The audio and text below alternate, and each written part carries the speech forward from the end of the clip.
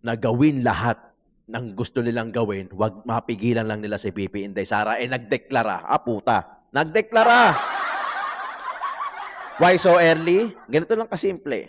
Di ba? Tama naman eh. Tama naman yung timing. Tama yung timing. Siyempre, sabi ko na hindi ko iboboto sa Sara, no? Pero the thing is, Wala kaming pake. anong kasiguruhan na she will not go against somebody who's not related to her? Fantastic point.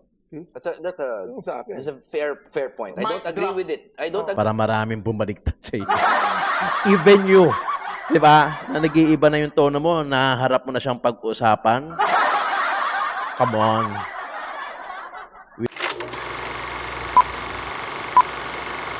What's up mga kayon? Welcome back pa rin syempre dito lang sa Joe Malone TV para sa issue ng bayan ating pag-usapan.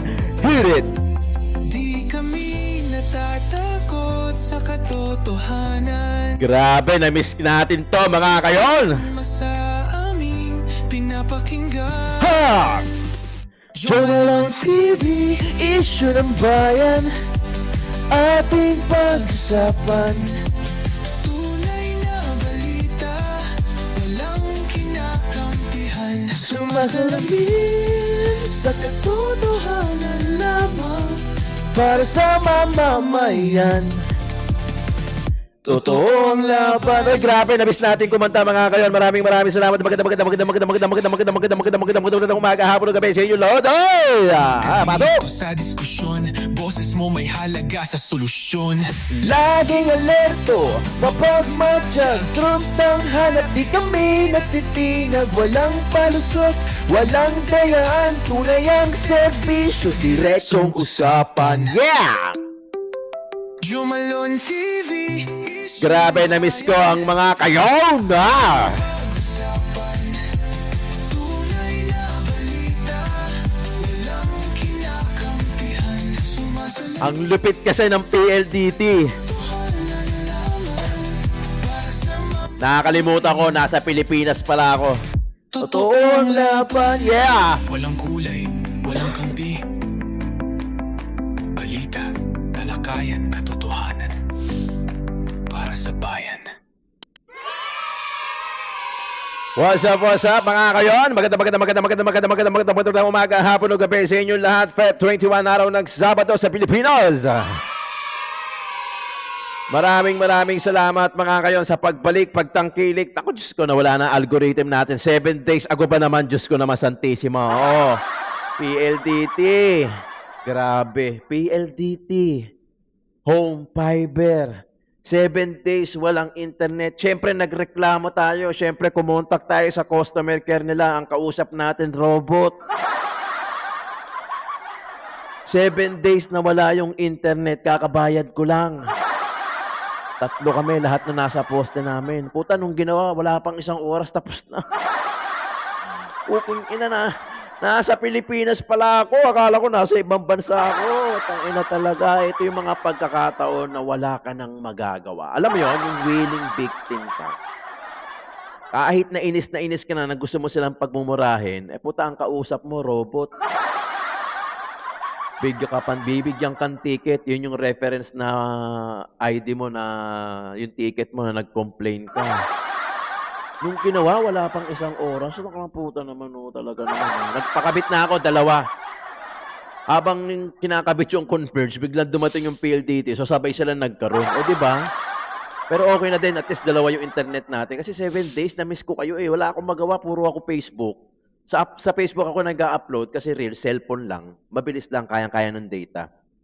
Pagka mga ganitong mahabaan, hindi kaya i-upload ng data lang. Kailangan mo talaga dyan, wired. Grabe yung PLDT. Mga kayo, nagbabalik na. Diyos ko, Santissima. Maraming salamat sa inyo. Feb 21, araw ng Sabado. Marami tayong tatalakayan. Marami tayong pag-uusapan. Na-miss ko kayo, issue ng bayan nating pag-usapan. Grabe, ganado ako. Kulang na lang kainin ko tong mikropono. Maganda yung pag-uusapan natin ngayon. Tungkol kay Boy Dila. Ang dami nangyari. Paki-double check naman mga kayo kung nakasubscribe na kayo. Kung hindi pa naman, paki-subscribe na lang. Sa description boxes natin, merong mga pages na backup na mga channel na backchat. Paki-click Mare-redirect kayo sa ibang backup channel natin. Paki-subscribe, paki-click yung bell icon. Pag mahilig ka sa pagkain o burnout ka na dito sa politika dahil paulit-ulit na lang nangyayari to, punta ka doon sa Tito ng Ina mo, Tito Jom Food Vlog, paki-click yung subscribe button. Kung mahilig ka sa podcast, pag-usapan natin, lalong-lalo na meron tayong topic yung kay Alvin, Diyos ko, Santissima. Gawin natin topic yan doon sa When Tito Talks. Tapos yung mga iba, may Solid Duterte updates tayo dyan, may mga clearing operation tayo dyan sa Maynila. Paki-subscribe na lang mga kayo, pasuporta ha! Ito yung pagkakataon natin, napatunayan natin sa kanila kung gaano ka-solid ang DDS. Okay, game. Tapos na yung pasakali natin. Okay, game. Marami tayong pag-uusapin. Ito na.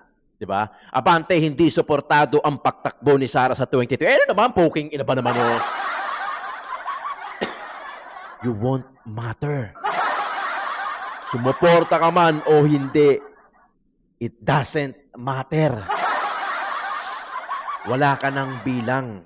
Unang-una, hindi ka nga nanalo sa distrito natin. Tapos gusto mo, ang lakas mo pa ng loob magsalita ng ganyan. You won't even matter to BP Inday Sara. Baka kayo. 'Di ba? Tama nga yung hula natin. Noon sinabi ko, nung mga kamakailan lang, 2027 maraming babaliktad. Medyo siguro mapapaaga lang ngayon. 2027 no bearing. Okay? Lagi ko sinasabi yan, 2027 no bearing. 2028 election, national election. 2026 this is the year to be jolly. Dalawa to. Ito yung pagkakataon nila na gawin lahat ng gusto nilang gawin, wag mapigilan lang nila si BP Inday Sara. Nagdeklara. Puta. Nagdeklara. Why so early? Ganito lang kasimple. Diba? Tama naman eh. Tama naman yung timing. Tama yung timing. Kung tayo nga, nahulaan natin. Ano pa sila ng mga abogado. Tama yung timing in a way na sasabihin ng iba, maaga pa. Why now? Maaga yung timing, pero maganda yung timing and it's so perfect. Why? Dahil ito yung pagkakataon na makapag-isip-isip yung mga congressmen, yung mga lower house, yung mga senado, na meron silang tsansa na bumaliktad, bumalimping. Remember, they are, or most of them, not all, di ba? Most of them are greedy enough, to grab their position. Di ba? Mas pipiliin nilang mamanatili sa kanilang mga posisyon, sa kanilang mga upuan. So marami ang magbabago at marami ang titikom ang bibig. Ano yung pinag-usapan nila? It's either you vote yes or no or absent yung mga yan para abstain. Ganun lang yun. Yes or no. In favor of impeachment o hindi, yes or no lang yan. O absent sila para hindi sila makaboto. Remember, lumalabas yung listahan kung sino yung bumoto ng yes or no. At tatandaan ng taong bayan. Oops! Hindi ko sinasabing pinag-iiyan ako. Hindi ko sinabing threaten yan, ha? Baka lang. Kasi nung nakaraan yung mga pumirma sa impeachment, nakita natin may list kumalat sa internet. How much more today or as of now na talagang lalabas at lalabas yung mga listahan kung sino yung boboto, kung sino yung a-absent. Diba? Kaya lang. Yan na sinasabi ko di ba? Maraming pwedeng mangyari. Kaya siguro napaaga yung declaration. Kaalam nyo, kayo lang kayo lang strategic. Ay, sus ko. Hindi lang si BP. Di na mo, sabi ni anong sabi ni Corina Sanchez? Dapat ang legs mo, sintibay ng legs ni BP Inday. Why? Kahit anong pukol, kahit pinagtulutulungan na, binubugbog na, may sumisipa pa sa baba, still, nakatayo pa din si BP Inday Sara. Woo! Diba? Totoo. Lahat na kayo, nag-collab na kayo, di ba? Nag-collab na kayo, di ba? Lahat ng kulay, pinaghalo-halo nyo, ang lumabas, black. Pero yung kalaban nyo, tahimik lang na nagdeklara na I'm Sara Duterte running for the presidency or for national election this 2028. Boom! Nagulantang, pero syempre expected and also anticipated na tatakbo na si BP. Tatakbo naman talaga si BP Inday Sara. Hindi naman pwede mag-mayor yan eh. Pababa, syempre pataas. Not unless na-reach mo na yung top, then that's the right time na pwede ka nang tumakbo ng lower, di ba? Pero syempre, pataas mo na yan and then saka palang tatakbo yan. O, ganun eh, di ba? Kaya expected na yan. Expected na talagang na talagang tatakbo si BP Inday Sara sa pagka-presidente. Okay? Diba? Ito na. Wency Cornejo, biggest difference between Sara and Risa. Si Sara umuulan ng heart and thumbs up reaction sa FB nang mag-announce she's running. Si Risa, kayo na nagsabi anong reaction ng tao na sinabi niya ng taong bayan daw ang may gusto. Diba? Totoo, putahan nyo. Kung ganong kadama yung haha reaction at kung daming kadama yung bash. Diba? Ganon yung difference. Actually, yan pa lang yan ha. SOCMED pa lang yan ha. SOCMED pa lang. Yun na yung difference. Pero lalo na sa... Diyos ko. I'm sure naman aminado sila eh. Na talagang they cannot beat BP Inday Sara. Siguro, sa susunod na lang. Better luck next time. Pero this time, wala eh. Kahit convict nyo pa si BP Inday Sara, let's say, makonvict nila, which is naiimposiblihan na ako, meron pa rin mga Duterte, meron pa rin mga kapatid na pwedeng umupo. Wala na. Iba na ang gusto ng tao. Yung mga pumapalag, syempre, papalag naman talaga yan dahil wala naman talaga silang choice kung di pumalag. No? Kumbaga, kain suka. Ayaw na nilang kainin yung suka, kaya isusuka na lang nila. Pero ngayon, baka paano nilang kainin ulit. Di ba? Sinuka nila si BP Inday Sara eh. O, sino mga kinakabahan? Benny Abante, Young Guns, di ba? Di na makatulog, aligagana, puta kulang na lang, bangungutin na. Si Nicolas Torre, di ba? Hindi nakapag-comment. Hindi naman magko-comment talaga yung mga yan. Siyempre, masyado pa maaga. Siyempre, mag-iisip-isip muna yan. Mag-iisip-isip muna yan. Hindi mo na magko-comment lahat yan. Lahat nung tumira kay BP Inday Sara, kay Tatay Digong, yan yung sinasabi ni Tatay Digong na merong oras or reckoning.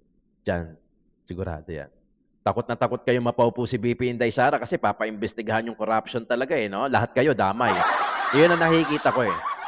Yun ang nakikita ko kaya ayaw nilang paupuin si BP Inday Sara. Si BP Inday Sara sa sobrang parang si Tatay Digong din to eh na ayaw umadap sa sistema ng gobyerno natin. Talagang sasalungat to. Talagang kakaiba eh, unique eh. Unique talaga. Rare na talagang karamihan sa tatakbo talagang a-adapt lang sa sistema ng gobyerno ng Pilipinas eh. Pero itong mga Duterte, ito talaga yung mga sasalungat. Kaya talagang hindi nila papahintulutan. Lahat gagawin nila. Mapahintulan nila si BP Inday Sara na tumakbo dahil alam nila na pag si BP Inday Sara bubuksan yung mga libro ng corruption at sigurado maglilitawan ang mga pangalan nila. Lahat nung takot lahat nung takot na takot ngayon, sigurado sabit yan. Sigurado may anomalya yan. Kasi kung walang anomalya yan, hindi matatakot yan. Sa sobrang tama nga yung hinala natin. Wala na yung flood control issue. Pucha, wag na tayong umasa. Ganun nila tayo kung paano nila laruin. Yung taong bayan, wala yan. Yung flood control issue, wala yan. Mag-come up lang kayo ng panibagong issue, makakalimutan na ng mga Pinoy yan. Sa isang banda, oo. Tama naman, real talk. Tinamaan naman tayo doon. Makakalimutan kasi wala na tayong magawa eh. Di ba? Kasi nasa inyo yung bola eh.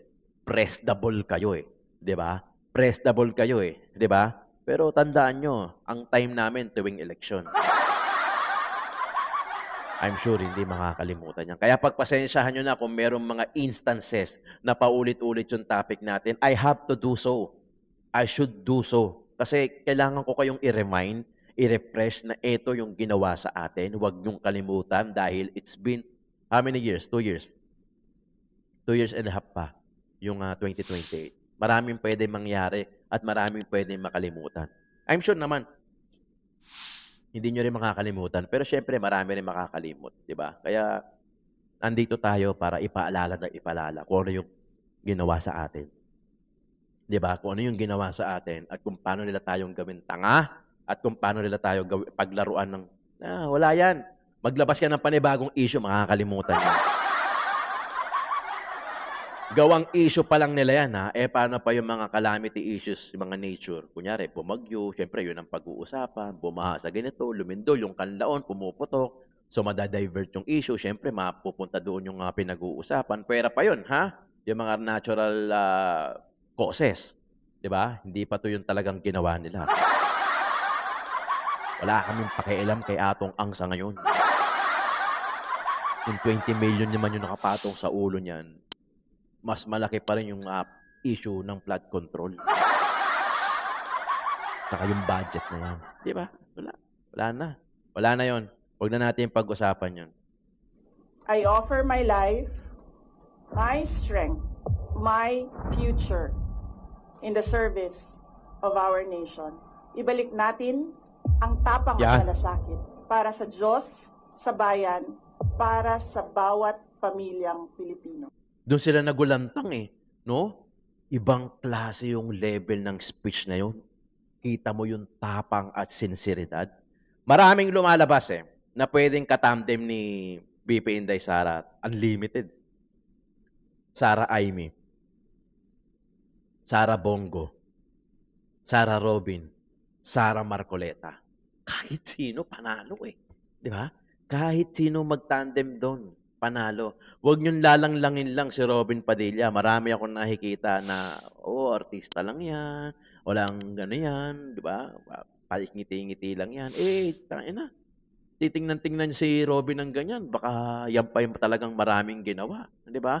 Hindi kasi nadidiscriminate si Robin Sa totoo lang, nadidiscriminate si Robin pero baka mamaya yan pa yung mas malinis sa inyo. Kumpara naman doon sa mga titulado.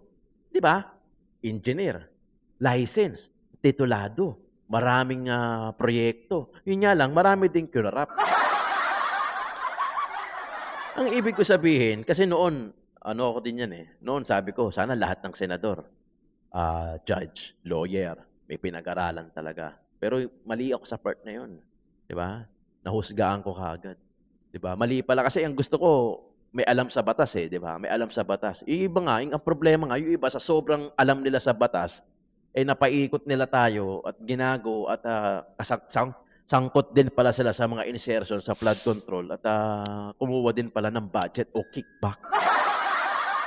Kaya ngayon sabi ko, kahit sino, basta malinis yung hangarin, may compassion, may adherence, may malasakit sa Pilipino na dapat Pilipino muna. Di ba? May napanood ako sa TikTok, ang galing nung explanation niya baka mamaya sa video natin. Habulin natin bago mag-cut off. Cut off ko sa katapusan. Nakasalalay yung sasahurin ko ng March, etong Feb. Ay ang problema, di ba, 7 days ako nawala. So 7 days yun na 5 sa akin.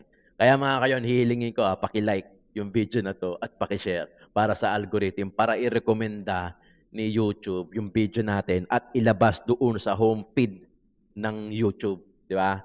Dito nakasalalay. Grabe yung wala na talaga tayong pipiliing iba kundi si Sara lang. Gaya nga na sinabi ko, galit na galit sila kay BP Inday Sara. O sige, sabihin na natin, o wag natin patakbuhin si BP Inday Sara. Sino bang para takbuhin nyo? Si Risa? Si Lenny? Si Tulpo? Si Pam? Si Kiko? Diyos ko naman! Magkakandaleche-leche. Wala nang iba. Naniniwala ako na timing is everything. At etong 2028, ito yung perfect time ni BP Inday Sara para maging presidente. Ito yun. Wala nang iba. Parang timing lang ni Isko Moreno yan. Sa tagal niya nang gustong maging mayor ng Maynila, marami siyang pinagbigyan. Hindi pinagbigyan na mauna sa kanya. Even si Erap Estrada, na hindi naman taga Maynila, tumakbo at nanalo. Di ba? Tapos pinagbigyan niya. Ngayon, time niya, nanalo siya. Noong last term niya, noong 2019. Ganon din dito kay BP Inday Sara. ito yung timing niya, 2028. Kaya ito talaga nakaukit na siya ang mananalo. Totoo yan. Yan na yun. Ito na yung pagkakataon na yun. VP Sara, nagsabi ng tatakbo siya bilang presidente sa 2028. At ang pahayag ni Senator Robin Hood Padilla, girl power dapat ang tandem nila ni Senator Amy Marcos. Sara for President and Amy for VP. Patok o putok? Attorney, punta na natin kay Congressman Abante muna. Ako, putok yan. Bakit po? Siyempre, sabi ko na hindi ko iboboto sa Sara, no? Pero the thing is, Wala kaming pake. hindi maganda kay Sara na maging katandem niya si Robin o si Amy. Oo.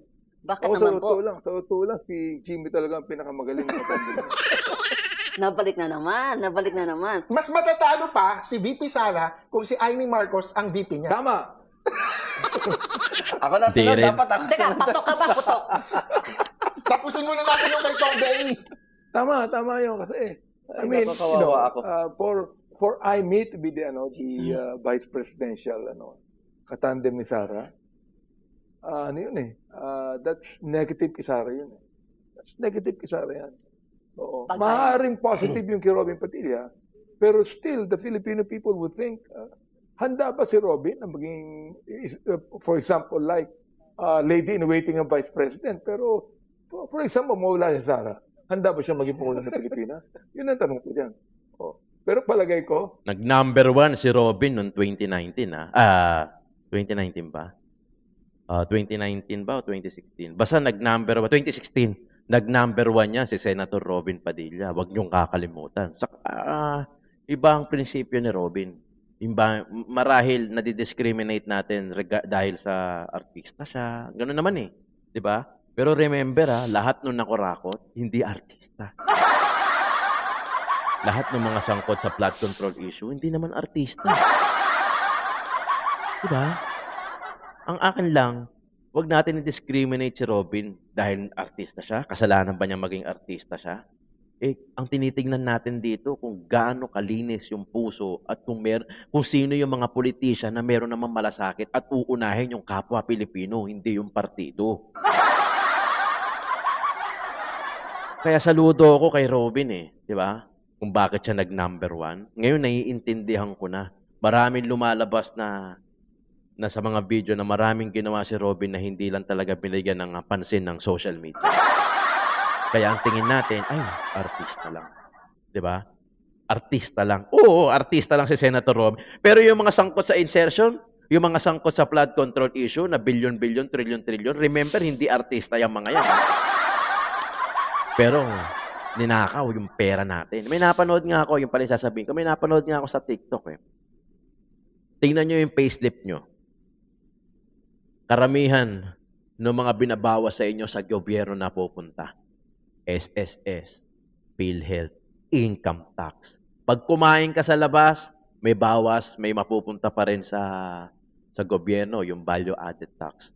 Pag namili ka sa grocery, nabili ka na sigarilyo, lahat, kulang na nga lang talaga yung pag makikipag-usap ka, yung mga, siguro pagka nilagyan ng tax yung chismisan, yung mga chismosa sa inyo, malamang malaki makukuha ng gobyerno doon I mean, dapat ang mga politiko pro-Filipino, hindi para sa kaalyado nila.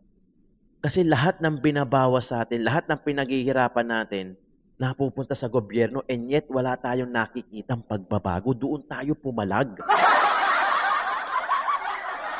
Kasi parang natin silang binubuhay na lang na yung kinikita natin, naiipon, tapos, sinasahod nila, may mga sahod pa sila. Kita nyo nga, may malalaki pa mga Christmas bonus ng mga yan, Kaya maraming gustong tumakbo, Totoo naman, di ba? Marijo, handang-handa to, And we're talking about Sara pa lang, wala pa yung mga opponents Oo, niya. yeah. Wala pa tayong Wala pa.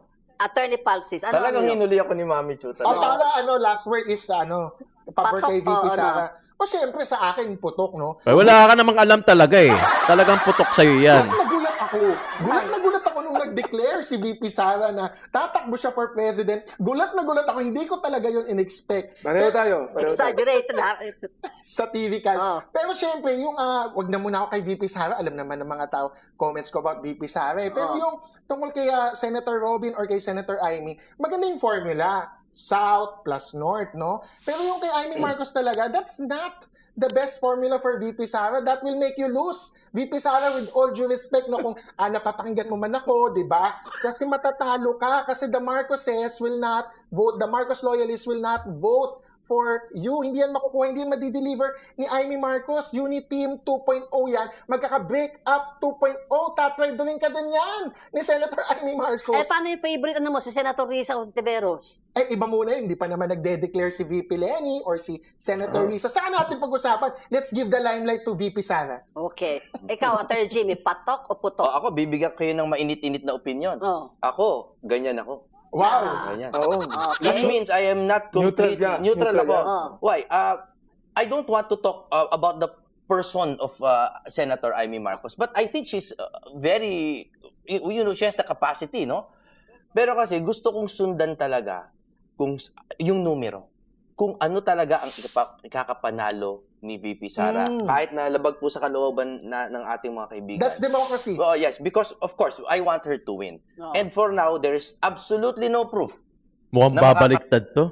Si Benny, mukhang babaliktad katulong to. sa kanya. Either Robin or Eve.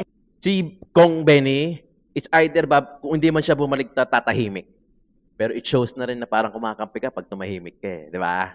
Either Robin or Amy, wala pang numerical proof. Inamin mo yun, ha? Pero ikaw, Inamin mo, ha? Hindi, wala pa.